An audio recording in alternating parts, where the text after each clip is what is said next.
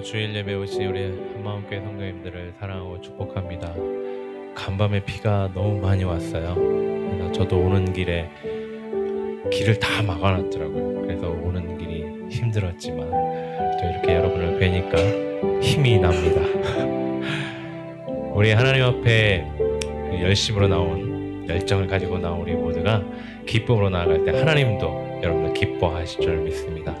우리 옆사람과 함께 인사 나누겠습니다. 예배 참 잘 오셨습니다. 오늘도 최고의 예배 드리시기 바랍니다. 자, 우리 다 같이 일어나셔서 하나님 앞에 찬양으로 나아가겠습니다.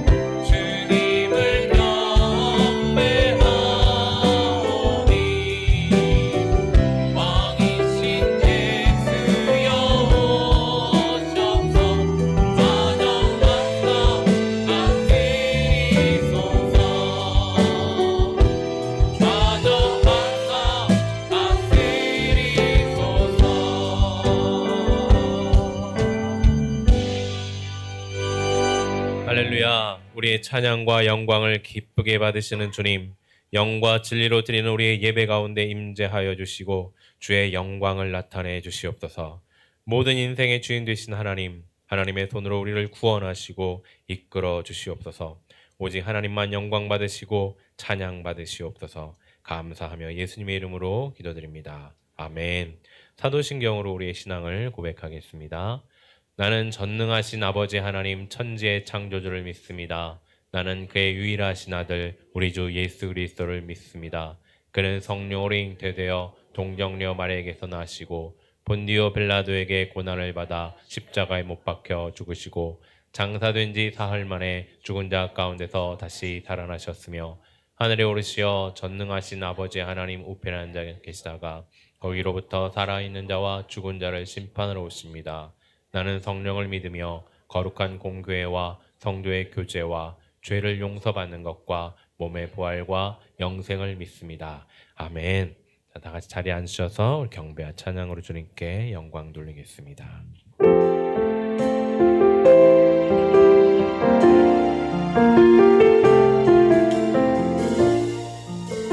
우리의 영과 진리로 하나님 앞에 예배하는 자 되겠습니다.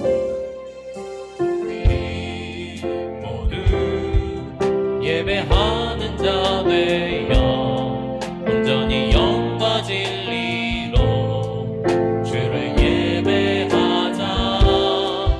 주가 우리와 함께 영원히 함께 하시고 마르지 않는 샘물로 우릴 채우시는 우리 모두 예배하는 자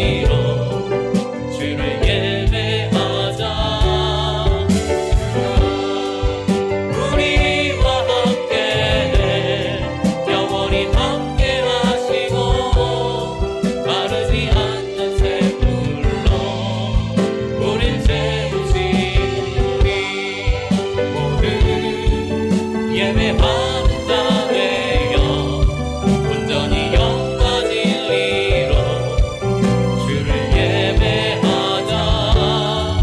주가 우리와 함께해 영원히 함께 하시고 마르지 않는 샘물로 우릴 채우신 우리 모두 예배하는 자 되어 온전히 영과 진리로 주를 예배하자.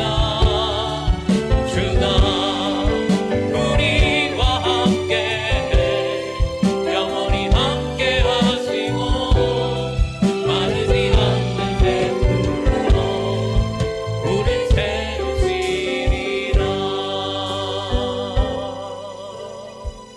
아멘. 하나님을 예배하는 자에게 주의 은혜로 채울 줄 믿습니다. 우리 함께 박수치며 찬양하겠습니다. 우리를 죄에서 구하시려.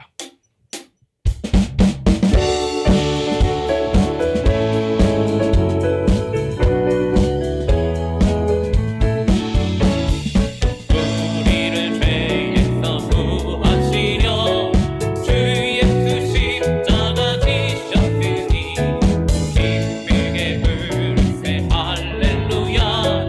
나 구원어. 우리 2절 가겠습니다. 우리를 주께서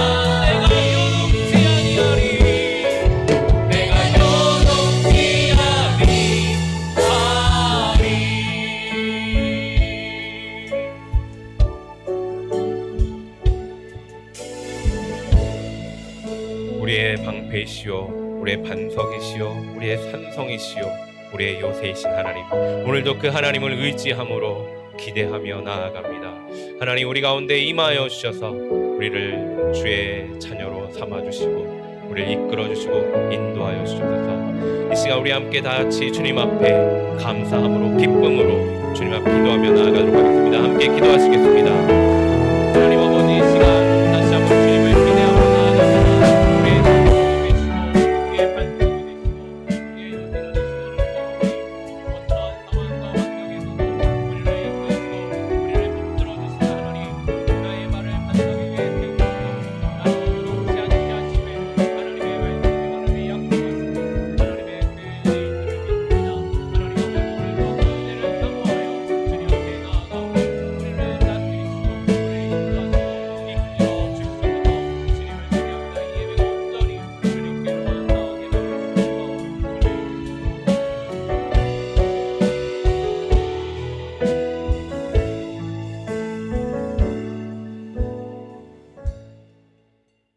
주님, 지금 이곳에 계셔서 우리들의 지친 어깨를 감싸 주시고 세상 속에서 더럽혀진 발을 씻겨 주시는 주님을 믿습니다. 한 주간을 돌아보며 기도드립니다. 지금 이 순간 주님께 머리 숙여 기도할 때 지난 한 주간 우리가 살아온 길들을 돌이켜보게 하옵시고 주님 보시기에 불순종한 것이 있음을 깨닫게 해 주시옵고 주님께 남김없이 고백하는 용기를 주시고 진실된 마음으로 회개하게 해 주시옵소서. 주님의 십자가 밑에서 간구합니다. 깨알 같은 믿음일지라도 그 믿음을 붙잡고 주님이 나와 함께 하심을 선포하고 부르짖을 때 우리의 간구함을 들어주시고 주님의 길로 인도하신다는 것을 믿어 의심치 않습니다. 그 길이 비록 어둡고 끝이 보이지 않는 광야라 할지라도 변치 않는 믿음을 허락하여 주시어서 최후에는 승리하는 기쁨과 영광을 허락하여 주시옵소서.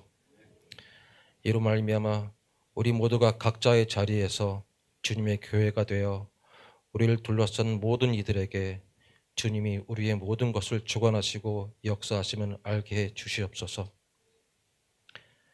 한마음 교회를 위해 기도합니다.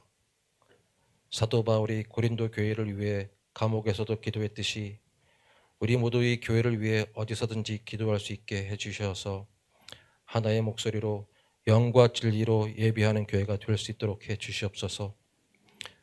이로 인하여 한마음 공동체가 마가의 다락방과 같이 성령님의 은혜가 충만한 교회가 되기를 원하고 기도합니다. 또한 다음 세대를 위해 교회 학교에서 힘쓰는 사역자와 선생님들에게 참된 지혜를 주시어서 주님의 말씀으로 우리의 자녀들을 가르치게 하옵소서. 봉사하는 이들을 위해 기도합니다. 보이지 않는 곳에서 섬기는 모든 이들을 기억해 주시옵고 힘겨움보다는 기쁨이 넘치게 하옵소서. 그들이 드리는 봉사의 손길을 당연하듯 받아들이는 교만을 범하지 않게 하시고 감사함으로 그들의 마음을 어루만지게 하옵소서.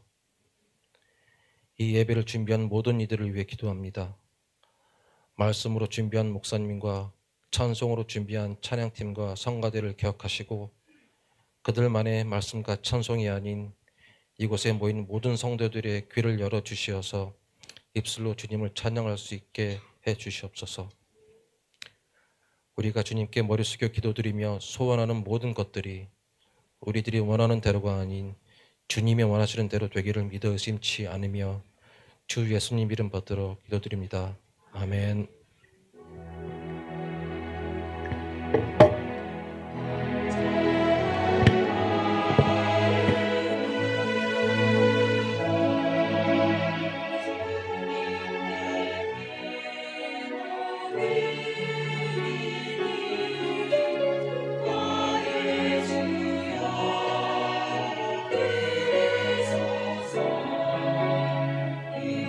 인간하여 주소서.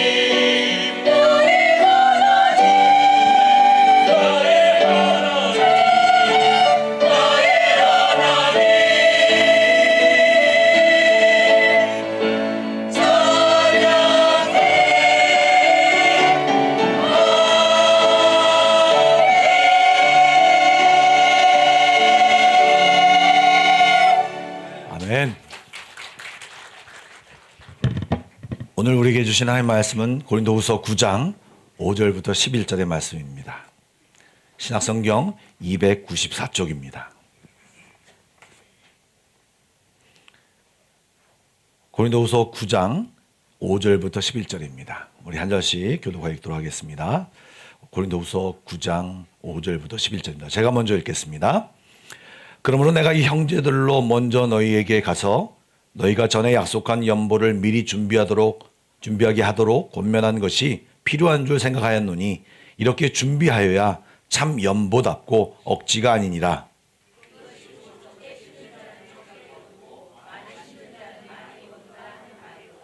각각 그 마음에 정한 대로 할 것이요 인색함으로나 억지로 하지 말지니 하나님은 즐겨내는 자를 사랑하시느니라.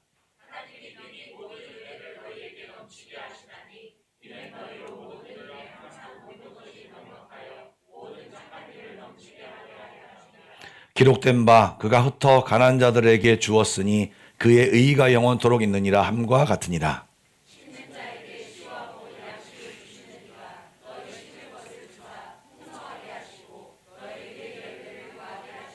함께 읽겠습니다. 너희가 모든 일에 넉넉하여 너그럽게 연보함은 그들이 우리로 말미암아 하나님께 감사하게 하려 것이라. 아멘. 저는 2026년에 들어와서 성장이라고 하는 것과 함께 어떻게 하면 성장할 것인가, 어떻게 개인과 교회가 성장하실 건가에 대해서 이야기를 나누고 있습니다.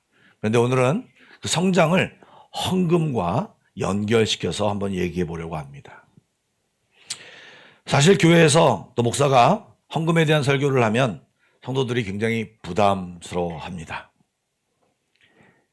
성도만 부담스러운 것이 아니라 전하는 목사도 부담스러운 것이기 때문에 제가 공식적으로 헌금 설교를 하는 것이 12년 만에 처음입니다. 그리고 서두에서 말씀드리긴 하지만 제가 오늘 단순히 헌금을 많이 냅시다 라고 하는 주제보다는요, 헌금을 왜 하는지, 헌금에 대한 우리의 관점이 어떻게 가져야 하는지에 대한 설교임을 알고 무거운 마음을 조금 내려놓으시면 좋을 것 같습니다. 이렇게 전하는 자나 받는 자가 모두 부담스러운 설교인데 왜 설교를 해야 할까요? 그것을 얘기하기 위해서 왜 부담스러운지를 좀 알아야 할 것 같습니다. 여러분, 왜 헌금 설교가 부담스럽습니까? 네, 그것이 돈 이야기이기 때문입니다. 소득이 높아졌다고 해도 상대적으로 물가가 높아졌고요. 써야 할 것이 너무나도 많은 이 시대.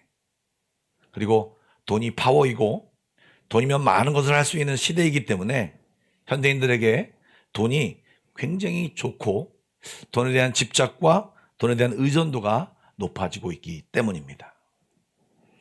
그런 시대 속에서 이 헌금 생활이 나에게 어떤 의미를 주는지를 정확히 알아야 헌금도 제대로 할 수 있고 헌금이 우리에게 의미가 되는 것입니다.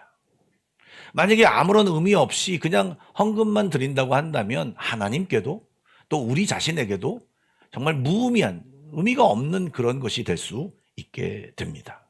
그래서 오늘 이 한 시간 정말 헌금에 대해서 깊이 한번 생각해 보고 나는 그동안 어떻게 헌금을 드렸는지, 그리고 앞으로 헌금을 어떻게 드려야 할 것인가를 결단하는 귀한 시간이 되기를 간절히 원합니다. 여러분, 먼저 여러분에게 여쭤보겠습니다. 헌금이 무엇입니까?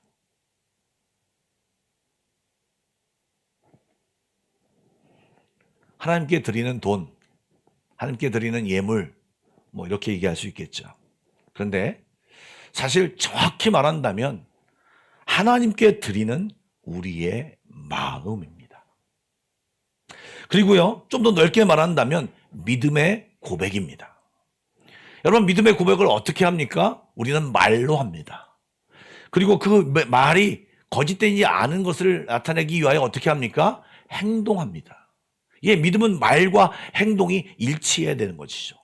그런데 그 행동 속에 헌금도 들어가 있으면서 이 헌금도 믿음의 고백의 하나라고 하는 것입니다.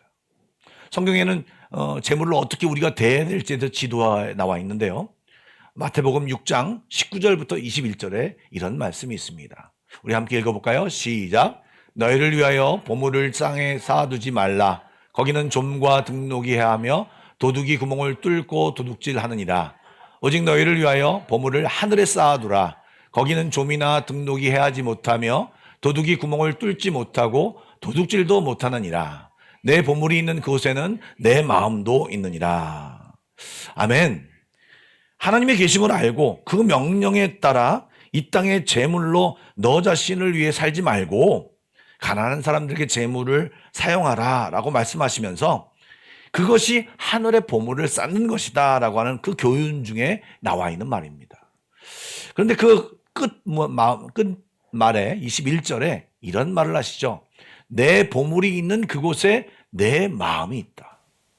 이것을 뒤집어서 네 마음이 있는 곳에 네 보물이 있다라고 이야기해도 같은 말일 것입니다.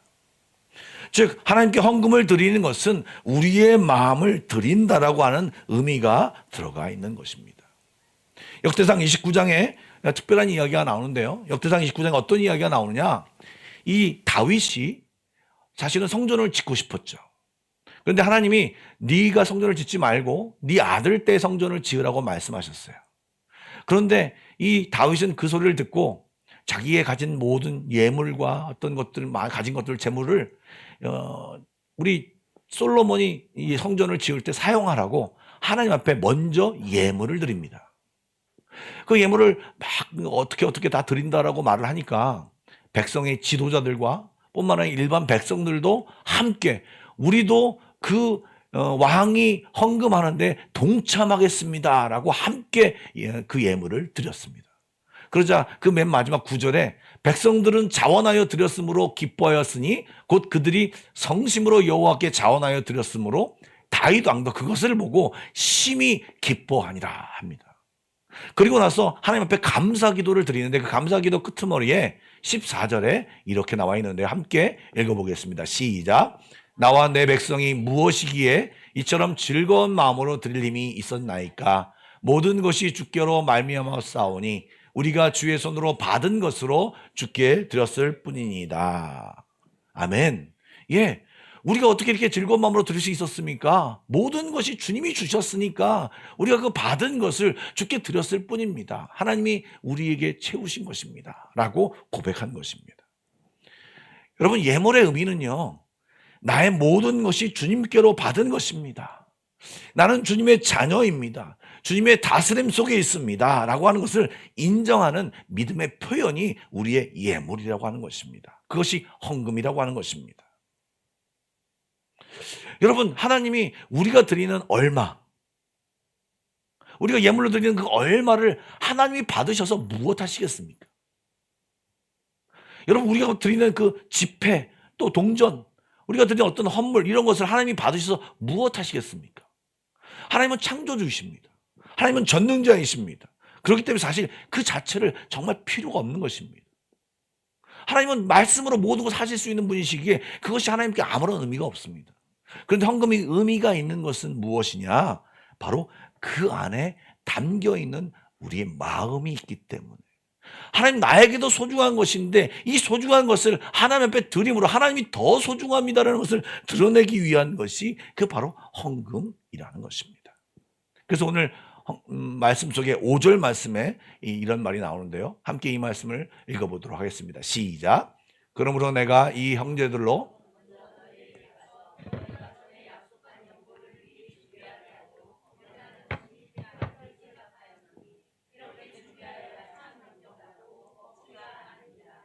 아멘. 고린도후서에는 연보라는 단어가 나오죠. 연보라는 단어는 요즘 잘 쓰지 않는 단어입니다. 옛날에 썼던 헌금의 의미이기도 합니다. 그런데 헌금과 연보는 조금 다소 다른 감이 있습니다. 그게 무슨 말이냐면 헌금은 돈을 바친다는 의미로 하나님께 드리는 것이 강조된 신앙적 감사와 헌신이 들어가 있는 단어라면 연보는요, 남을 돕는 모금이라는 의미에 더 가까운 구제와 교제의 목적으로 나눔의 맥락이 있는 단어가 바로 이 연보입니다. 사실 바울은요, 지금 예루살렘 교회가 굉장히 어려웠어요. 흉년이 들어서 어려웠어요. 그래서 이 예루살렘 교회에서부터 복음이 나왔기 때문에 소아시아에 있는 모든 교회들이 헌금을 걷어서 이 연보를 걷어서 이 예루살렘 교회에게 후원하자라고 하는 목적으로 사실은 이야기했습니다. 그래서 사실 고린도 교회가 제일 먼저 우리가 하겠습니다라고 나섰지만, 그리고 그것을 자랑으로 얘기를 했는데 고린도 교회가 벌써 그 약속한 연보를 준비하지 않았던 거예요. 잘 미루다가. 그래서 지금 이제 이번에 갈 때 그 약속한 연보를 받아가지고 가겠다라고 하는 이야기를 했어요. 그러면서 약속한 연보를 미리 준비하도록 권면한다라고 이야기하는데, 사실 이 배경을 가지고 우리는 이 말씀을 이해해야 합니다. 그래서 뭐라고 얘기합니까? 연보를 준비해라. 그리고 각 주에 보면 2번에 보면 연보, 참 연보라고 하는 것이 복이다라고 쓰여 있죠. 그리고 너희가 지금 드리는 이 현금이 너희에게 복이다라고 하는 것을 이야기하는 것이고요. 그리고 억지로가 아니고 탐심에 어인색한 마음을 가지고 그냥 마지못해 드리는 것이 되지 않도록 해요. 기쁘게 드려라 라고 하는 것을 이 5절 말씀에 이미 이야기하고 있는 것입니다. 그런데 우리가 드리는 오늘날의 헌금에는, 이 헌금 속에는 하나님께 드리는 것으로 이 자체에 또 구제와 교제 헌금이 담겨져 있기 때문에 헌금이라는 말로 통칭해서 사용을 합니다. 그래서 헌금을 드릴 때, 연보할 때 우리에게 필요한 자세가 무엇이냐? 바로 미리 준비해야 한다는 것입니다. 준비해서 드려야 한다라고 하는 것이 굉장히 중요한 것이고, 이 준비되어 드릴 때 우리에게 복이고, 이것이 억지로가 아니고 막 즉흥적으로 드리는 것이 아니고 미리 하나님을 생각하며 이것을 드려야겠다는 마음이 담겨져 있다는 말입니다. 신명기 16장 16절과 17절 말씀에 그 말씀이 정확히 담겨져 있는데요. 함께 읽어보겠습니다. 시작. 너희 가운데 모든 남자는 1년에 3번 곧 무교절과 칠칠절과 초막절에 내 하나님 여호와께서 택하신 곳에서 여호와를 배웁되 빈손으로 여호와를 배웁지 말고 각 사람이 내 하나님 여호와께서 주신 복을 따라 그 힘대로 드릴지니라. 아멘. 여러분, 하나님은 거지가 아니십니다. 무슨 말이냐면 우리의 돈이 필요한 분이 아니십니다. 그런데 우리가 하나님 앞에 헌금을 내는 것은 하나님께 왕이십니다. 하나님은 나의 주인이십니다. 그분을 대할 때 예물을 가지고 가는 것이 하나님을 왕으로 대우하는 성도의 예의이자 격식인 것입니다. 그리고 물질이 있는 곳에 우리의 마음이 있기 때문에 빈손으로 간다라고 하는 것은 하나님께 대한 마음이 없다라고 하는 것을 얘기하는 것입니다. 그리고 이제 예금을 얼만큼 드릴지 기준을 말씀드립니다. 1억을 드려라. 이렇게 얘기하지 않고 각 사람이 내 하나님 여호와께 주신 복을 따라 너의 힘대로, 너의 여건대로, 너의 정성껏 준비하여 하나님 앞에 드리라 라고 얘기하면서 고린도후서에서도 말한 것처럼 억지로 인색하게 하지 말라라고 이야기했던 것입니다. 그러면 이쯤 되면 높아심으로 제가 말씀드린 것이지만 돈이 없으면 하나님께 나아가지 못하는 것입니까? 돈이 없으면 예배도 못 드리는 것입니까? 말할 수도 있겠습니다. 그런데 여러분, 그렇지 않습니다. 저도 언젠가 되게 힘들었을 때 하나님 앞에 헌금을 드리지 못할 만큼 어려울 때가 있었습니다. 여러분, 하나님은 우리의 사정을 잘 알고 계세요. 정말 드리고 싶은데 드리지 못하는 상황이에요. 없을 수 있죠. 그러면 그것을 인정하시고 그 모든 것을 아시는 하나님 앞에 하나님, 먼저 내 마음을 드립니다. 그리고 내가 물질이 생겼을 때 하나님 앞에 정성껏 드리겠습니다라고 하는 그 마음을 드리면 하나님께서 그 마음을 인정해 주시는 것입니다. 중요한 것은 그 마음, 그 물질에 담겨 있는 우리의 마음이 더 중요한 것입니다. 사실 우리가 물질을 드리면서 우리의 마음을 담지 못하고 드리는 경우가 더 많습니다. 한 가지 얘기를 좀 재미난 얘기를 하나 해보겠습니다. 한 농부가 암소를 길렀습니다. 그런데 이 암소가 쌍둥이를 낳았어요. 얼마나 좋았겠습니까? 그래서 아내에게 달려와서 이 농부가 말합니다. 여보, 우리 저 놈이 2 송아지를 낳았어. 우리 잘 키워서 한 마리 분은 하나님께 바칩시다 라고 그렇게 얘기했습니다. 그러자 아내가 여보, 그러면 2마리 송아지 중 어떤 송아지를 하나님께 바칠까요? 라고 물었어요. 그러자 농부가 그걸 뭐 벌써부터 정해. 나중에 가서 생각합시다 라고 했습니다. 그런데 한 달이 지났습니다. 농부가 남편이 시리에 빠진 표정으로 부인에게 일하고 있는 부엌으로 들어왔습니다. 여보, 나쁜 소식이 있어. 하나님의 송아지가 죽었어. 그렇게 얘기를 했답니다. 이해를 못하시는 분이 계시는데 구별하지 않았죠. 근데 이제 한 소가 죽었는데 그 송아지가 무조건 하나님의 송아지라고 얘기한 것입니다. 즉 드리고 싶은 마음이 없는 거죠. 그러니까 이거를 하나님의 송아지가 죽었다라고 이야기한 것입니다. 여러분, 헌금 이야기는요, 그래서 사실은 돈 이야기가 아니라 믿음 이야기입니다. 그리고 마음과 자세의 이야기입니다. 그래서 올바른 자세를 지금 7절 말씀에 적어서 나왔는데요. 뭐라고 7절 말씀에 적혀 있습니까? 우리 7절 말씀을 개역개정 말씀을 함께 읽겠습니다. 시작. 각각 그 마음에 정한 대로 할 것이요 인색함으로나 억지로 하지 말지니 하나님은 즐겨내는 자를 사랑하시느니라. 예, 지금 법칙이 무엇입니까? 마음에 정한 대로 각자가 이만큼 내야지라고 정한 만큼 그것을 내는 것입니다. 남의 눈치 볼 필요가 없습니다. 무리해서 과시해서 내는 것은 하나님이 원하시지 않습니다. 정직하게 하나님 앞에 드리는 것이 헌금인 것입니다. 여러분, 헌금은요 세금이 아닙니다. 마지못해 어쩔 수 없이 내는 것이 세금이지 않습니까? 여러분, 세금을 내면서 즐겁게 내시는 분 혹시 계십니까? 혹시 있을지 모르겠지만 대부분의 사람은 그렇지 않습니다. 억지로 내지 않습니까? 그런데 헌금은 그런 것이 아니고 사랑하는 사람에게 선물을 줄 때의 그런 마음과 감사한 분에게 감사를 표시하는 그 마음에 정성껏 담아서 드리는 것이 헌금인 것입니다. 그래서 헌금 주머니에 헌금을 넣을 때 막 떨리는 마음으로 야 이거 아까운데 이런 마음이 아니라 감사와 기쁨의 마음으로 그곳에 넣어야 하는 것입니다. 그리고 헌금을 왜 내야 되는지에 대해서도 오늘 본문에 말하고 있는데요. 본문 6절 말씀을 함께 읽어보겠습니다. 다 같이 한번 읽겠습니다. 시작. 이것이 곧 적게 심는 자는 적게 거두고 많이 심는 자는 많이 거둔다 하는 말이로다. 여러분, 헌금을 지출이나 소비로 생각하거나 말하지 마십시오. 헌금을 내면서 이건 내 지출이야, 이렇게 소비야, 이렇게 말씀하지 마세요. 일부 교회에서 건축 헌금을 빙자하여 걷는 헌금이나 중세시대 때처럼 교회 부를 위해 걷는 어떤 징수의 개념으로 헌금을 느끼지 마시기 바랍니다. 그리고 그것을 핑계 삼아 우리가 헌금 내기 싫은 마음을 그 이슈에 숨겨서 나는 헌금을 이래서 내지 않아 라고 얘기하지 마시기 바랍니다.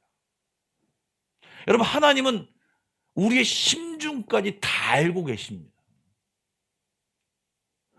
형식과 위선의 마음, 가지고 있는 그 사람의 마음을 다 알고 계십니다. 뿐만 아니라 위선과 욕심으로 행하는 교회도 알고 있습니다. 그런 사람과 그런 교회는 하나님의 복받을 생각을 하지 말아야 합니다. 왜 그렇습니까? 헌금 안에는 말씀드린 대로 우리의 마음과 믿음이 있기 때문입니다. 여러분, 원숭이를 잡을 때 어떻게 잡는다고 합니까? 원숭이는요, 이렇게 투망을, 이렇게 그물을 던지거나 또는 총으로 쏴서 잡는 게 아닙니다. 산채로 잡아야 하기 때문에 좀 그것이 있기 때문에 원숭이를 잡을 때 어떻게 잡느냐? 이런 호리병 같은 것을 준비합니다. 박 같은 거. 그래서 그것을 파가지고 안에다가 이런 견과류를 넣어 놓는다고 합니다. 그러면 사실 그 냄새를 맡고 원숭이가 가서 그 호리병 같은 데 손을 이렇게 쓱 넣는다고 합니다. 그래서 견과류를 딱 잡으면 주먹이지 않습니까? 그러면 그 호리병을 못 나오는 거예요. 그 호리병을 묶어 놓는 거예요. 그러면 이제 빼려고 얼마나 노력합니까? 그때 사냥꾼이 다가옵니다. 그럼 사냥꾼이 오는 걸 보니까 도망가려고 막 몸부림칩니다.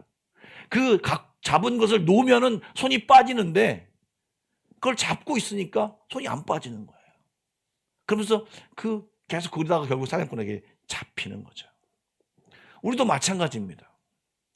물질을 드리지 못하거나 아까워하는 마음은요, 단순히 그냥 물질을 갖다가 내가 좀 자유롭게 좀 쓰고 싶다라고 하는 마음보다는요, 물질이 나의 믿음이다, 나의 신이다라고 하는 고백이 사실 그곳에 담겨 있습니다. 하나님의 다스림보다, 하나님의 일하심보다 내가 이 물질로 쓰는 게 더 좋다라고 하는 마음이 담겨져 있는 것입니다. 그런데 그 중요한 그 돈을, 그런 물질을 하나님께 드린다고 하는 것은 이 물질보다 하나님이 더 중요합니다. 하나님이 더 가치가 있습니다. 하나님 나의 주님이십니다. 라고 하는 것을 고백하는 것입니다. 움켜잡으면 양식이 받게 되지 않지만 심으면 30배, 60배, 100배 열매가 맺히는 것입니다. 그래서 오늘 뭐라고 얘기합니까? 헌금 드리는 것이 하나님 앞에 심는 것이다 라고 얘기하는 것입니다. 헌금은 내 미래와 영혼을 위한 거룩한 투자인 것입니다. 많이 심으면 많이 거둘 수 있다라고 성경은 분명히 얘기하고 있습니다. 이쯤에서 11조 얘기를 해보겠습니다. 여러분, 11조는 무엇입니까? 10분의 1을 구별하여 드리는 것입니다. 사실 11조는 특별한 헌금입니다. 왜냐하면 10분의 1이 적지 않기 때문에 그렇습니다. 일부 예배 때 제가 이것을 가지고 예화를 들었는데 조금 여기 학생들도 있고 해서 자극적인 이야기가 있어서 그거보다 다른 일을 하라고 해서 좀 바꿨습니다. 사실 제 아들이 있습니다. 지금 현재 뉴욕에 있는데 어렸을 때부터 이 11조 교육을 시켰습니다. 냉장고에 우편봉투를 반으로 잘라서 11조, 감사헌금, 주일헌금 이렇게 넣어서 본인이 넣게 했습니다. 굉장히 훈련을 잘 시켰죠. 그리고 거기 가서도 아르바이트를 하면서도 11조를 아주 잘 냈습니다. 그런데 이제 취직을 했어요. 이제 월급을 받은 거예요. 근데 갑자기 전화가 왔습니다. 엄마, 아빠 11조를 내야 하는 거야? 여러분, 11조가 적지 않습니다. 그렇기 때문에 부담스러운 것이 많습니다. 그런데요, 그 말을 가지고 하나님은 우리에게 뭐라고 말씀하시냐면, 그 11조에 대해서 뭐라고 말씀하시냐면 말라기 3장 10절 말씀입니다. 함께 읽어볼까요? 시작. 만군의 여호와가 이르노라, 너희의 온전한 11조를 창고에 들여 나의 집에 양식이 있게 하고 그것으로 나를 시험하여 내가 하늘문을 열고 너희에게 복을 쌓을 곳이 없도록 붙지 아니하냐 보라. 예, 이 말은 뭐냐면 그 11조는 나를 인정하는 거다.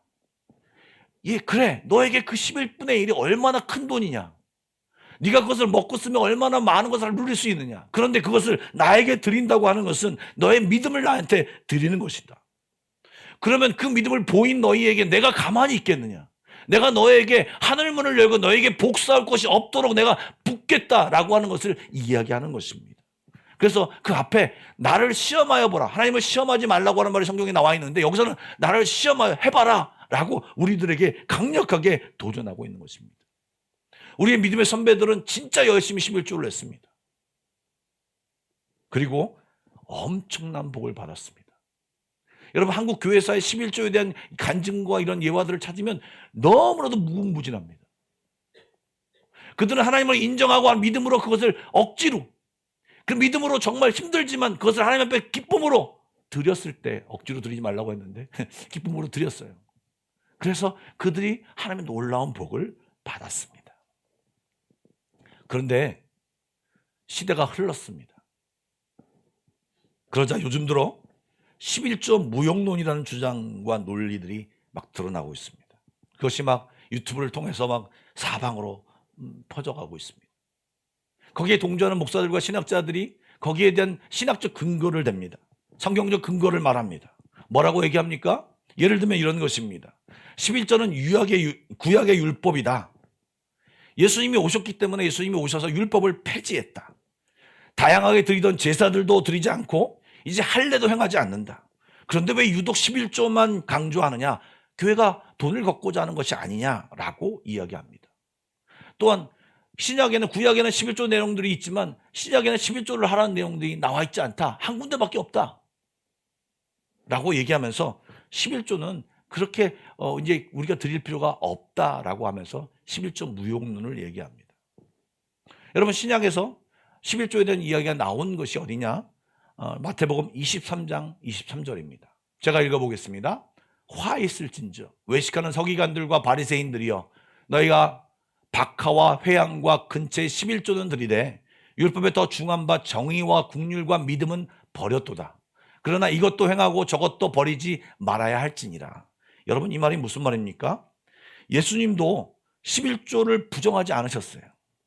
형식적인 11조가 아니라 그 마음속에 정의와 국률과 믿음을 담아서 온전한 마음으로 11조를 해라.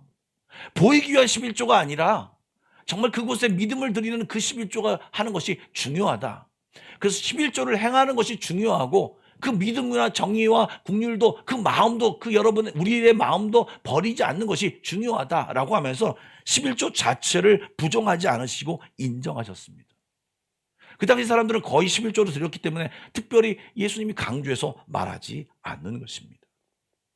사도 바울도 수많은 서신서에서 11조에 대한 이야기가 명시되지 않았습니다. 그래서 그 사람들이 주장하는 것이 무엇이냐? 그냥 각 마음에 정한 대로 수입에 따라 그냥 마음적으로 드려라 라고 강조하는데 여러분 저는 그렇게 생각하지 않습니다. 왜 그러냐면 성경에 근거하여 오늘 여러분에게 말씀드리겠습니다. 사랑하는 여러분, 11조는 율법이 아닙니다. 율법은 폐하해졌죠. 맞습니다. 그것은요. 그런데요. 율법이 있기 전 아브라함은 11조를 하나님께 드렸습니다. 사실 그것이 기준입니다. 율법 때문이 아니라 하나님이 나의 주인이십니다. 나를 지키시고 나를 인도하실 거에 대한 믿음의 어떤 행동이 바로 11조인 것입니다. 그래서 구약에서 그 아브라함이 지킨 것을 가지고 하나님이 기준 삼아서 우리들에게 최소의 것으로 알려주신 것입니다. 그리고 그것마저도 하지 않으니까 말라기의 말씀을 가지고 해봐라. 나를 시험해봐라. 내가 너에게 복 줄 것이다. 하늘의 복을 너에게 줄 것이다 라고 우리에게 도전한 것이죠. 그리고 신약에 침묵했다라고 하는 주장은요. 조금 제가 심하게 말하겠습니다. 그 말은요. 현대인의 마음을 이용한 논리입니다. 현대인의 마음이 무엇입니까? 물질을 하나님께 드리고 싶지 않습니다. 그러니까 마음대로 드려라. 11조는 성경에 없는 이야기다. 이미 폐지된 이야기라고 얘기하고 있습니다. 그런데 여러분, 성경을 잘 보십시오. 신약에 와서 여러분 예수님은 전부를 하나님께 드리라고 얘기하셨습니다. 뿐만 아니라 초대교회는 어떻게 하나님 앞에 헌금했습니까? 자기의 재산을 다 팔아 드렸습니다. 여러분 아나니와 삽비라가 죽은 사건을 얼마 전에 작년 말쯤에 설교했죠. 그 사람이 얼만큼 드렸습니까? 자기의 재산의 반을 드렸습니다. 사실 신약에서는요 더 높은 수준, 너희가 예수님의 사랑을 받았고 예수님의 몸 죽이심을 받으면 너를 구원해 주셨는데 10분의 1이냐? 아니다. 너의 모든 것을 들어서 하나님을 섬기는 것이 맞다. 그러니 사실 어떤 기준이 없어 더 많이 하나님께 드리는 것이 오히려 더 강조되었습니다. 그렇기 때문에 10분의 1을 얘기하지 않는 것입니다. 그래서 10분의 1이 하한선이고 상한선이 아닌 것입니다. 그래서 지금 뭐 또 이분들이 얘기하기로는 미국 사람들 봐라 11조를 강조하지 않는다. 아니요. 그들 중에도 신실한 사람은 11조를 어떻게 드리냐? 지도할 때 어떻게 지도냐? 가장 기본이 11조야. 그리고 너의 급여나 너의 수입에 대해서 11%, 12%, 13% 점점 늘려가면서 하나님 앞에 더 많이 드리기를 연습하는 것이, 그것이 물질을 네가 고집하지 않고 하나님을 더 섬긴다는 표현이다 라고 얘기하면서 어떤 분은 그렇게 시작했는데 30년이 지났더니 지금 현재 하나님 앞에 내가 수입의 91%를 드리고 그리고 9%로 나의 삶을 살아도 넉넉히 살고 있다라고 간증합니다. 그러면 9%가 얼마일까요? 저는 그 간증을 들으면서 한번 물어보고 싶었습니다. 직접 들으면 제가 9%가 얼마 정도 되냐고 물어보고 싶었습니다. 여러분, 제가 말씀드리고 싶은 것은 헌금은 믿음의 행위라고 하는 것을 이야기하고 싶은 것입니다. 그리고 미리 준비하여 인색함 없이 감사함으로 믿음으로 하나님이 은혜 주실 것을 생각하며 드리는 것입니다. 11조도 마찬가지입니다. 기준을 11조로 정했던 것입니다. 여러분 믿음으로 드려보십시오. 그리고 지금 미주에서 그런 거 하는 것처럼 더 높이 하나님께 더 많이 드리고 하나님 더 축복을 받으면서 체험받는 그것을 경험해 보십시오. 하나님 어떻게 응답하시나 시험해 보십시오. 그러나 만약에 제가 드린 말씀이 걸림돌이 되고 정말 그런 마음이 저는 정말 들지 않는다면 그런 믿음이 생길 때까지 드리지 않으셔도 괜찮습니다. 율법이 아니기 때문에 그렇습니다. 이것은 순종하면, 하나님 앞에 그렇게 믿음에 결단하면 하나님 복 주시겠다라고 하는 말씀입니다. 믿음과 결부되어 있는 것입니다. 우리가 하나님 앞에 어떤 것을 순종하면 하나님이 어떻게 축복해 주시겠다고 말씀하신 것처럼, 네가 나를 인정하고 네가 그렇게 가치 있게 생각하고 있는 돈을 버리면 내가 너에게 이것도 주고 저것도 주고 다 줄 것이다라고 하는 하나님의 복이 약속된, 하나님 앞에 심는 것이라고 하는 말씀으로 하나님이 이야기하시는 것입니다. 지금까지는 헌금을 드리는 사람 입장에서 말씀드렸습니다. 그렇다면 이제 헌금을 사용하는 입장에서 말씀을 좀 드려보겠습니다. 교회가 여러분들 헌금을 걷습니다. 사실 그 헌금은요, 사실은 교회의 모든 운영과 행사, 또 교회 인건비부터 시작해서 각종 사역, 운영비, 선교비, 교재비 다 사용하는 것이 그 헌금에서 비롯됩니다. 그것을 생각하기 전에 여러분 한번 생각해 보시죠. 여러분 동문회를 나가시거나 어떤 모임에 나가면 무엇을 냅니까? 회비를 냅니다. 여러분 그 회비가 정말 최선으로 걷어서 최소한의 활동을 합니다. 어떤 데는요 많이 걷어서 많이 활동합니다. 사실 우리의 교회에서도요, 이 어떤 믿음의 영역과 이런 모든 것을 빼면요, 사실 이 헌금은 이 회비 같은 역할을 하는 것입니다. 회비를 많이 내면 더 많은 일을 할 수 있는 거고, 회비를 적게 내면 적게 일을 할 수밖에 없는 것입니다. 그런데 우리가 거기에 믿음과 또 우리 하나님께 드리는 마음이 들어가 있다고 하면, 사실은 우리가 그 믿음을 다해 드릴 때 하나님 그것에 역사하셔서 30배, 6배, 100배 열매를 맺히는 것이 우리 교회의 헌금의 의미인 것입니다. 그래서 재직회를 하면서 우리가 헌금 쓴 것을 이야기하고 우리 헌금이 이렇게 사용됐다는 걸 얘기하는 것은 뭐냐면, 정말 그것을 잘 쓰기 위해서, 어떻게 하면 그것에 있어서 한치라도 낭비되는 게 없도록 연구하기 위해서 재직회를 하면서 여러분들에게 보고를 하는 것입니다. 그런데요, 교육이 잘못되어 있어서 이 헌금을 내는 것이 어떤 중직자들에게만 너무 집중되어 내게 하다 보니, 사실은 이 헌금이라는 것이 부담으로, 어떤 일부 사람에게 부담으로 오기도 합니다. 여러분 함께 하셔야 하는 것입니다. 함께 참여해야 드릴 때 많은 열매와 기쁨이 넘치는 것입니다. 헌금에는 네 종류가 있습니다. 신앙을 늦게 가지셨거나 개종하신 분들이 있기 때문에 잘 모르신 분들 너무 많이 계시더라고요. 그래서 주일 설교 때 사실 이런 설교를 잘 하지 않습니다. 창피한 설교를 좀 해보겠습니다. 잘 모르시는 것이 바로 주일 헌금입니다. 매 주일마다 드리는 헌금은요, 빈손으로 하나님 앞에 보이지 말라고 하는 말씀을 따라 예배를 드리면서 하나님 앞에 최소한의 예의를 드리며 이 예물을 드린다라고 생각하시면 좋을 것 같습니다. 가이드라인을 좀 드리면, 매주 드린다라고 하는 것을 감안하여서 너무 높게 책정하지 마십시오. 여러분의 어떤 재정의 형편에 따라서 1년에 52주를 적어도 내야 한다고 생각하니 거기에 맞게끔, 여러분 형편에 맞게끔 연초에 딱 정해서 내시기 바랍니다. 왜 정하냐? 이 준비된 마음을 갖기 위하여 정하는 것입니다. 그냥 죄송합니다. 저는 과거에 그런 적이 있습니다. 주머니에 손 넣어서 잡히는 대로 헌금했습니다. 제 주머니에 별로 돈이 없기 때문에 많이 잡히는 게 없습니다.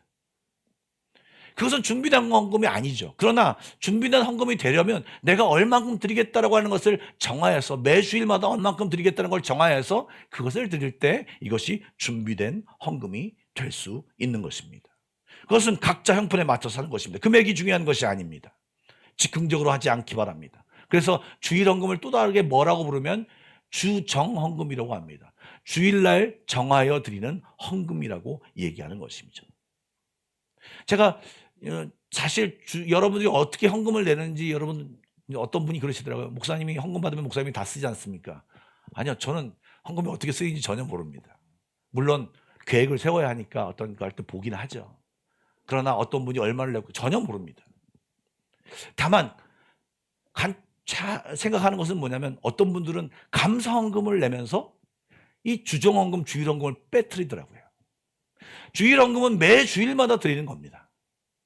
그 다음에 감사헌금은 무엇입니까? 내가 감사할 제목이 생기면 하나님 앞에 특별히 추가해서 주일헌금 말고 거기에 추가해서 감사헌금을 드리는 것입니다. 감사헌금에는 감사의 제목이 있어야 합니다. 생일 감사헌금이든 뭐 합격 감사헌금이든 어떤 내가 감사한 일이 생기면 감사헌금을 내는 거예요. 그럴 때 여러분 제가 일부 때 헌금을 내서 거기 보면 내용과 어떤 그런 써 있습니다. 거기에 내가 하나님 이것에 대하여 구체적으로 감사합니다 적는 것이 좋습니다. 그것은 하나님과의 친밀한 교제입니다. 그리고 제가 거기에 기도 제목, 내용과 기도 제목으로 써놨는데요. 거기에 그것을 같이 쓰시면 제가 그것을 읽어보면서 하나님 이분이 이것을 감사하네요. 하나님 감사합니다. 그리고 이 기도 제목이 있네요. 하나님 제가 짧게라도 그것을 읽으며 그분을 위해서 기도합니다. 그렇기 때문에 보는 사람이 없습니다. 여러분 거기다 쓰셔도 좋을 것 같고요. 하나님이 여러분의 확실한 감사의 내용을 알도록 여러분 적으시는 것도 나쁘지 않은 것입니다. 물론 안 써도 됩니다. 그리고 선교, 구제, 건축, 헌금, 목적 헌금이 있습니다. 예, 여러분 선교 헌금요. 자기가 선교 헌금 줄 수 있지 않습니까? 그런데 교회에다 선교 헌금을 내는 이유는 뭐냐면 교회를 인정하고 교회를 믿고 교회가 목적 있게 잘 사용할 수 있다라고 나보다도 잘 판단해서 사용할 수 있다라고 생각해서 교회에다 선교 헌금을 내는 겁니다. 구제 헌금을 내는 겁니다. 건축 헌금이나 목적 헌금을 내는 겁니다. 저희 교회는 정기적으로 7분의 선교사님에게 선교비를 후원하고 있습니다. 그리고 비정기적으로 구제 헌금을 전달하고 있고요. 정기적으로 몸으로 한 달에 한 번씩 바포봉사를 가면서 몸으로 헌신하고 있습니다. 요즘 손정배 선교사님 대폭 사역지에 보낼 그 바자임을 보면 모으는 것은요. 그런 구제 헌금과 선교 헌금이 그 합쳐진 그런 것을 모으고 그것을 드리는 분은 그것을 드리는 것이와 마찬가지입니다. 마지막으로 11조는요. 이미 말씀드렸습니다. 11조는 역시 믿음의 행동이고요. 특별히 재정 부분에 대해서 하나님께 맡기고 인도함 받고 복 받는 비결이라고 제가 말씀드렸습니다. 그러면 여러분 이렇게 헌금과 연보를 통해서 하나님을 기쁘시게 하면 어떻게 됩니까? 라고 이야기할 수 있습니다. 오늘 성경 말씀에 나와 있습니다. 8절과 11절 말씀입니다. 우리 다 같이 한번 읽어볼까요? 시작. 하나님이 능히 모든 너희에게 넘치게 하시나니 이는 너희로 모든 일에 항상 모든 것이 넉넉하여 모든 착한 일을 넘치게 하려 하심이라. 너희가 모든 일에 넉넉하여 너그럽게 연보함은 그들이 우리로 말미암아 하나님께 감사하게 하는 것이라. 아멘. 여러분 우리가 하나님께 믿음으로 심을 때 8절의 말씀처럼 모든 은혜를 우리에게 넉넉하게 주신다고 성경 말씀에 기록하여 약속하셨습니다. 여러분 헌금을 생활을 잘하게 되면요 모든 일에 우리가 넉넉함을 경험하게 됩니다. 내 주변에 사람이 넉넉합니다. 내 주변에 기쁨이 넉넉합니다. 내 주변에 평안이 넉넉합니다. 착한 일과 의의 열매들이 넉넉히 넘칩니다. 뿐만 아니라 우리를 통해 다른 사람들이 하나님 앞에 감사하게 된다는 것입니다. 우리가 헌금을 통하고 구제헌금을 할 때 다른 사람들이 그것을 받고 하나님이 나에게 이렇게 주셨다라고 하는 것을 깨달으면서 하나님께 감사하면 우리는 그것을 통해서 하나님의 귀한 복의 통로가 되게 된다는 것입니다. 즉 우리가 헌금 생활을 잘할 때 하나님이 기뻐하십니다. 그리고 우리가 잘 됩니다. 뿐만 아니라 하나님의 나라와 교회와 이웃들이 부유하게 됩니다. 즉 우리가 복의 근원이 된다는 것입니다. 그러므로 헌금 생활은요 우리 신앙생활에 있어서 너무나도 중요한 것입니다. 다시 말씀드립니다. 하나님은 거지가 아니십니다. 하나님은 왕이십니다. 돈이 없어서 달라고 하는 것이 아니라 여러분에게 믿음의 표현으로 하나님은 나의 주인이십니다. 하나님은 나의 하나님이십니다라는 것을 표현하고 뿐만 아니라 그것을 통하여 여러분의 삶 속에 복받게 하려고 여러분 삶 속에 넉넉하게 하려고 하나님이 우리에게 초청장을 날리신 것이 바로 헌금 이야기인 것입니다. 바라기는 이 초청에 적극적으로 또 응답하시고 또 반응하시길 주님의 이름으로 축복합니다. 축복합니다. 예, 우리 기도하며 나가도록 하겠습니다. 그동안 내가 드렸던 헌금에 대해서 한번 돌아봅시다. 나는 내가 헌금을 어떤 마음으로 드렸나? 믿음을 담아 드렸나? 아니면 세금처럼 왠지 뭔가 찝찝하여 하나님 앞에 드렸나? 한번 돌아보셨으면 좋겠습니다. 그리고 하나님 앞에 새로운 결단을 했으면 좋겠습니다. 말씀을 들으며 생각한 것들을 가지고 주 앞에 기도로 나아가겠습니다. 다 같이 기도하시겠습니다.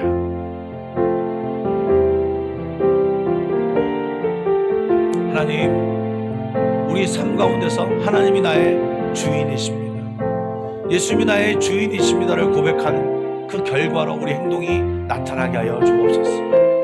말만 하는 것이 아니라 하나님, 우리의 삶 가운데 그것이 표현되게 하시고 표출되게 하여 주옵소서. 특별히 헌금, 하나님, 사실 우리에게 너무 필요한 돈입니다. 하나님, 그러기에 많은 저항감과 부담감이 있습니다. 그래도 하나님이 나의 주님이시기에 그 저항과 부담감을 이기고 믿음으로 감당하기를 소원합니다. 그리고 믿음으로 감당한 모든 성도들에게 하나님의 응답과 하나님의 복과 하나님의 놀라운 축복이 임하여 주시고 하나님이 살아계심을 경험하는 우리 모두가 되게 하여 주시옵소서.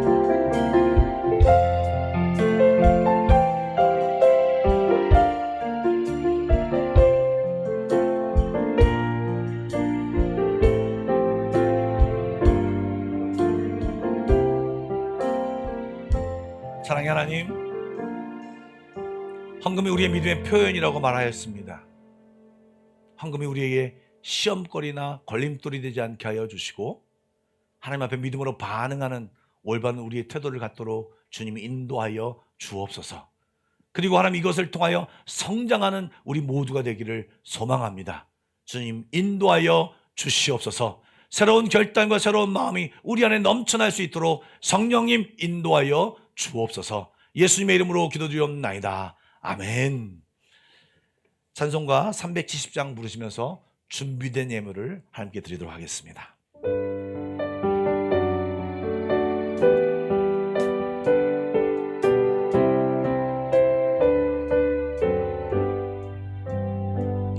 주 안에 있는 나에게 딴 근심이 있으랴 십자가 밑에 나가 내 짐을 풀었네.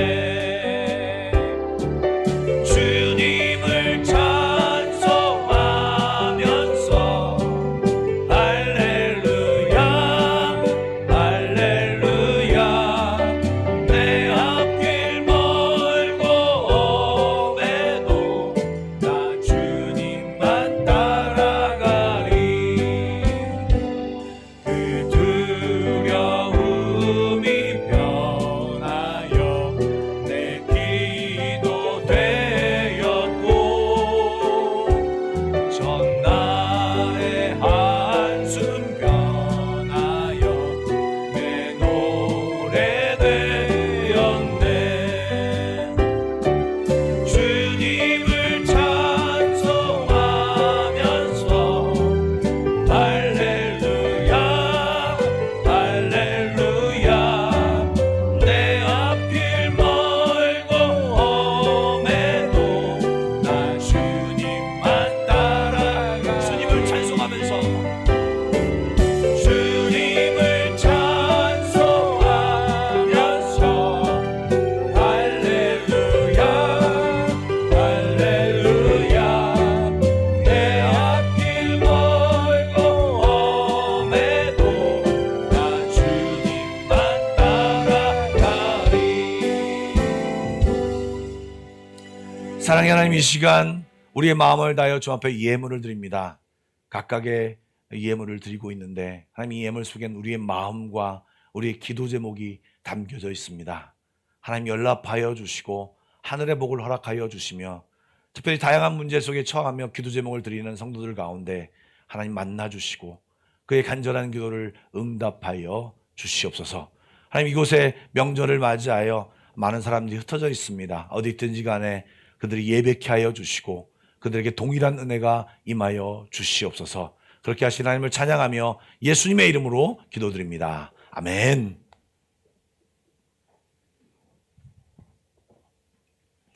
교회 소식을 말씀드리도록 하겠습니다.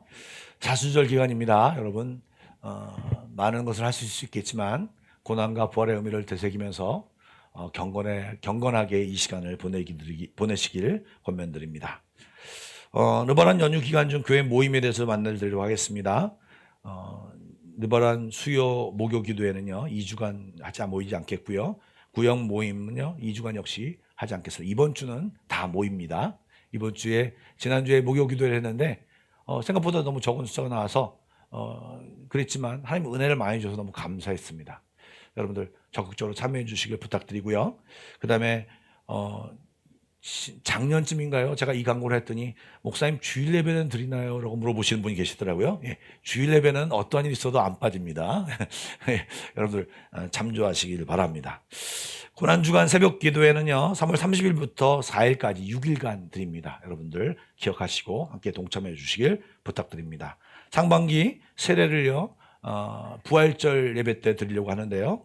세례를 하려고 하는데요. 대상자를 다음 주까지 찾고 있습니다. 학생들 포함해서 15세 이상 되는 학생들에게 세례를 베푸니까 여러분들 알려주시면 교육을 하고 그리고 또 세례를 베풀도록 하겠습니다. 다음 주까지 알려주시길 부탁드립니다. 우리 좌우협성과 함께 인사하겠습니다. 사랑하고 축복합니다. 예, 그리고요 사실 우경희 권사님이 피아노를 치시는데 우경희 권사님이 한국에 가셔가지고 우리 현지 반주자를 모셔왔습니다. 그래서 제가 이름을 모르겠는데 박수로 감사하다고 말씀하십니다. 그리고 자유협성과 인사하겠습니다. 대답이 필요 없는 말을 하겠는데 헌금을 열심히 합시다. 이렇게 예, 감사합니다. 다 같이 일어나서 결단성 부르고 축도 예배를 마치겠습니다.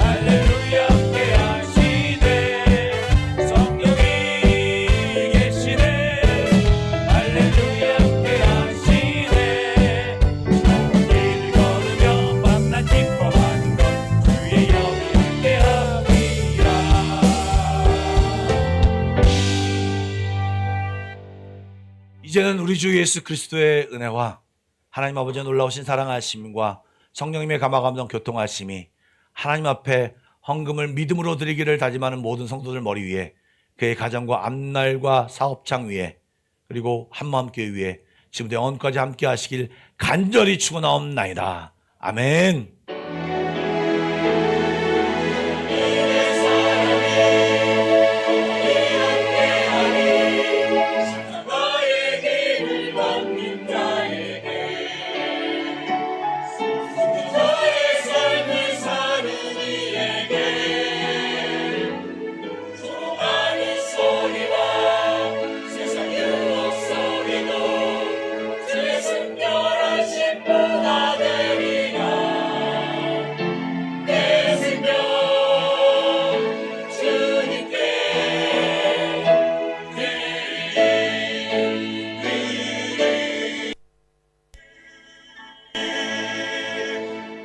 예배를 마쳤습니다. 평안히 돌아가십시오.